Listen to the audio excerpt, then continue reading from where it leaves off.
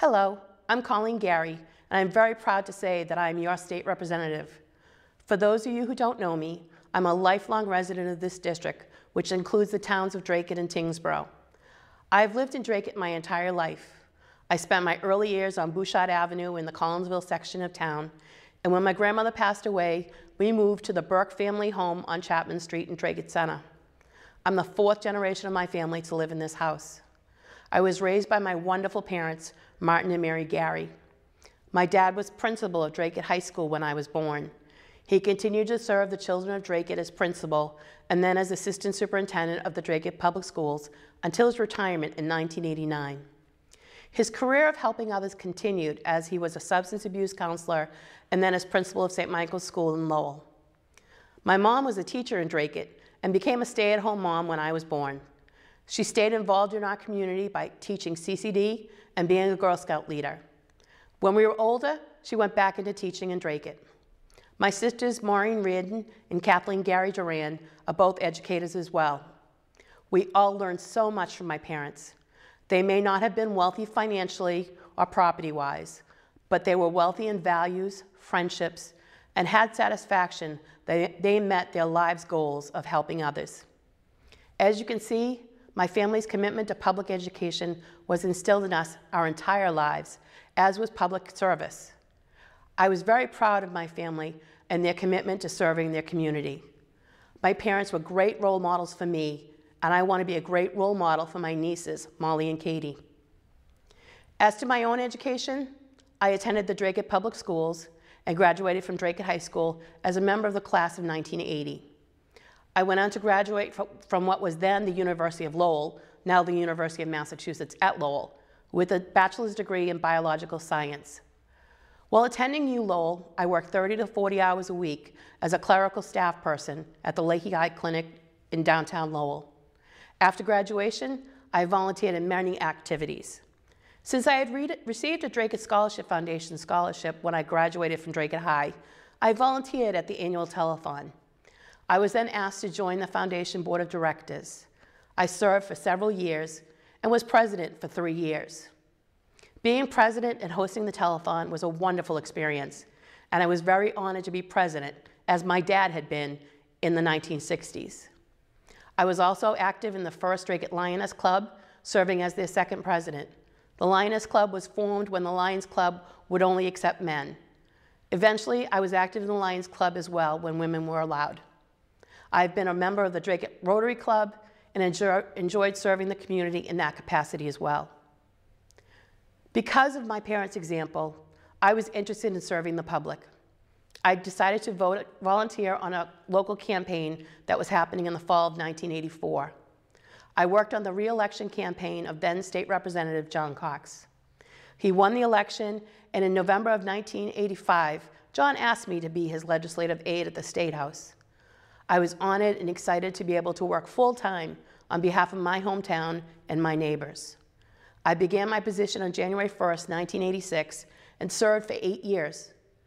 During that time, I attended Suffolk University Law School at night and graduated cum laude in May 1994, all the while working at the State House full-time. In 1994, a new redistricted state representative seat for Dracut was formed with the towns of Tyngsborough and Dunstable. I decided to leave my position and run to continue to serve the people of Dracut and the 2 new towns. When I first ran for office in 1994, I was told that there were many strong candidates in the race. These candidates were all thought to have an upper hand on me since I was a first-time candidate, and well, I was a nice girl who might not be able to handle the men on Beacon Hill. I did not accept that limit. I did not give up. I ran my campaign and reached out to everyone I could in the district and to share my qualifications and my thoughts on the issues. On Election Day, you, the voter, put your trust in me.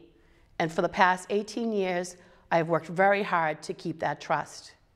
I'm extremely proud to be the first woman from Dracut to serve as state representative. I have had many challengers in my re-election bids, and each time you spoke with your voice, with your vote. You know that I vote for what is best for the district. You know that I do not play partisan politics. Whether a bill is sponsored by a Democrat or a Republican is of no consequence to me. The only question I need answered is, does it help my district? People have asked me why I don't run for higher office. I love being state representative. The higher up the political ladder you go, the further away you become from the people you represent. I want to continue to be your state representative. I have never run for any other office, nor will I use this position as a political stepping stone. This is not about politics. It's about you, the citizens of our district. I understand that the #1 issue on people's minds is the economy and the availability of good-paying jobs. We've experienced the worst worldwide recession since the Great Depression. I can proudly say that the Massachusetts legislature, along with Governor Patrick, have acted responsibly in handling this situation. In fact, we are one of only 2 states to see our bond rating actually upgraded to the highest level in the state's history. We are one of only 4 states to have over $1 billion in our rainy day account. We have focused on growing the economy, retaining jobs, and creating new jobs. Despite strong opposition and much negotiation, we passed the casino bill, which will create thousands of new jobs. We've also passed a major jobs bill to help those who are affected by downsizing by their employer by streamlining retraining programs and infrastructure investment. I am pleased to tell you that I have been one of the most bipartisan members of the House of Representatives. In fact, during this session, I joined with the Minority Leader, Republican Brad Jones, in co-sponsoring an early local aid resolution for this year's fiscal year 2013 budget. The local aid resolution proposed the following minimum budgetary commitments: fund the Chapter 70 education funds at the governor's recommendation of $4.1 billion. Increase the budgetary commitment to unrestricted local aid by $32.5 million above the governor's recommendation to $866 million. And increase special education circuit breaker by $8.4 million to a total of $221.5 million. I offered this legislation with the Minority Leader because it would have a positive effect on my district. I was not concerned whether I was joining with a Democrat or a Republican. I was concerned about you. I know that in this tough economy, municipalities are hurting. I believe that government on the local level has the most direct effect on your daily life. The number of students in your child's classroom affects their learning ability. The staffing levels of firefighters and police officers affect the safety of your family. If your roads are not plowed or full of potholes, or if your trash is not picked up, it affects everyday life. We at the State House need to make sure that our cities and towns have the proper funding to take care of the necessities of local government. Another example of bipartisan work from this session is a bill I co-sponsored with many of my colleagues, both Republican and Democrat alike. It was designed to curb the abuse and prevent fraud in the usage of electronic benefit cards, known as EBT cards. The bill proposed substantive reforms in the EBT card system, which were not addressed in the final recommendation of the State EBT Commission report. At a time when state and local budgets are tight, preventing fraudulent uses and abuses of state funds is the absolute minimum that we can do to cut state costs. These common sense reforms will prevent waste and help ensure that assistance programs are used as they were intended. When it comes to my district, I understand the challenges we face every day. Something as basic as getting to work can be a struggle. Traffic conditions can sometimes make or break our day.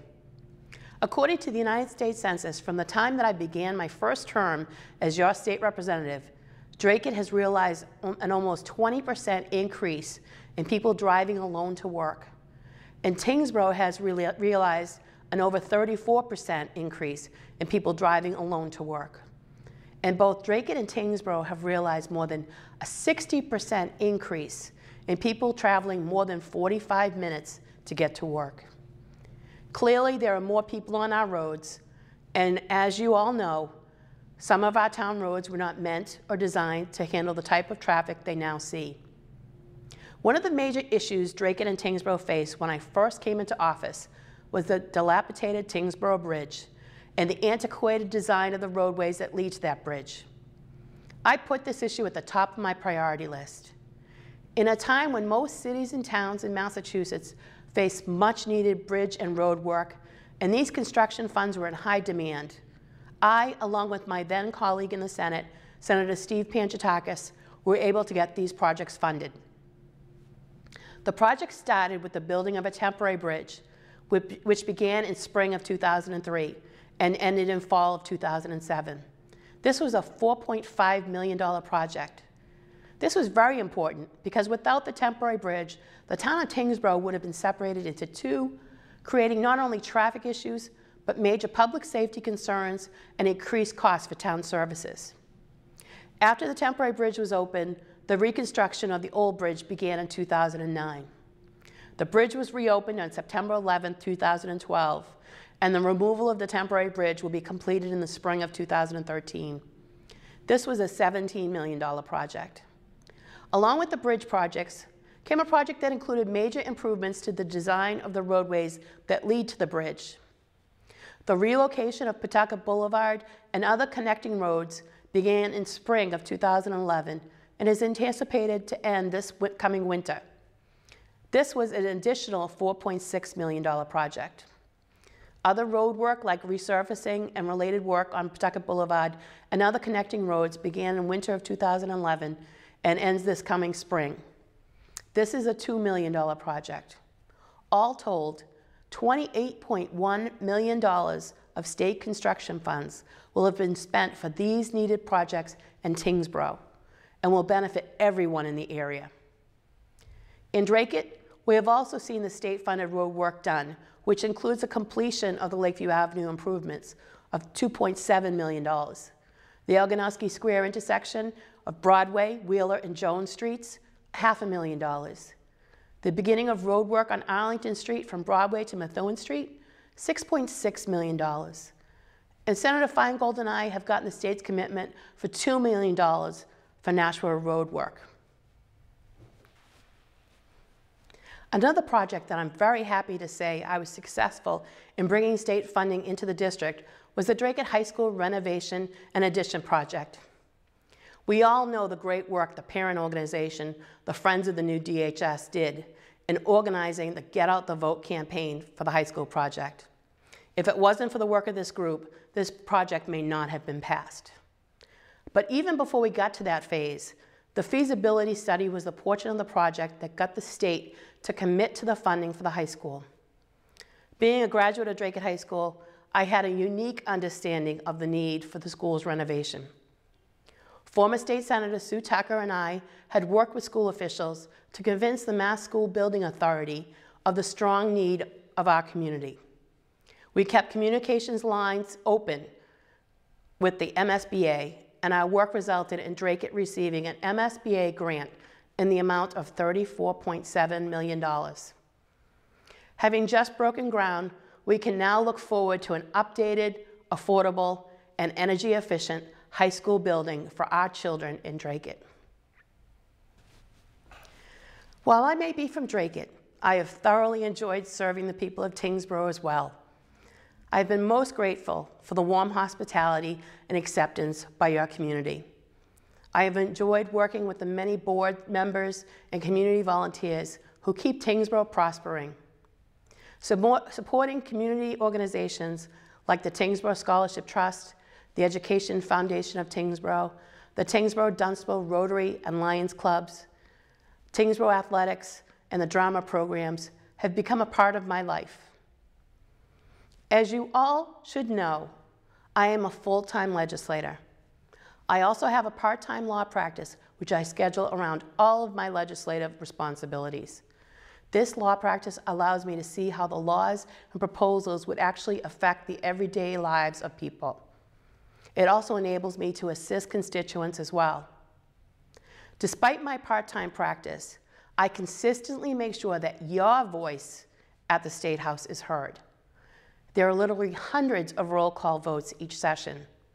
I believe that no matter how big or small the issue is, or how significant my individual vote would be to the outcome of the overall vote. An elected official has a responsibility to do everything he or she can to cast their vote. Obviously, conflicts do arise. There are subcommittee meetings, constituent events, family emergencies or crises, and legislators do sometimes get sick. With all of that said, I am pleased to say that I have a 99% roll call record this session and a 97% career roll call record from 1995 to the present. Thank you for trusting me for the past 18 years and for your continued support at the polls during each of my re-election bids. As you can see by my record, I am a full-time state representative. I have not let you down, and I won't. I want to continue to be your state representative. My time at the State House has been very successful for our district. I've been a member of the House Ways and Means Committee for the last 10 years, and I know that that position has been instrumental in gaining support at the State House for projects important to Dracut and Tyngsborough. I want to continue to use my seniority and my experience to benefit the people of our district. Unfortunately, we have all witnessed the loss of civility in politics. Campaigns have become about casting blame on the other side and then claiming you have all the right solutions. In this race, all you have to do is look at my 18 years of service, my voting record, my record of accomplishments, and my commitment to you and your family to see the difference in candidates. It may be an old saying, but it remains very, very true.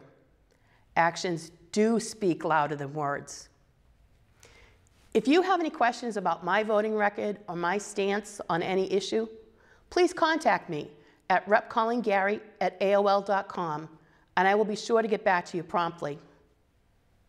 In closing, I respectfully request that you cast your vote for Colleen Garry for State Representative on Tuesday, November 6th. Thank you.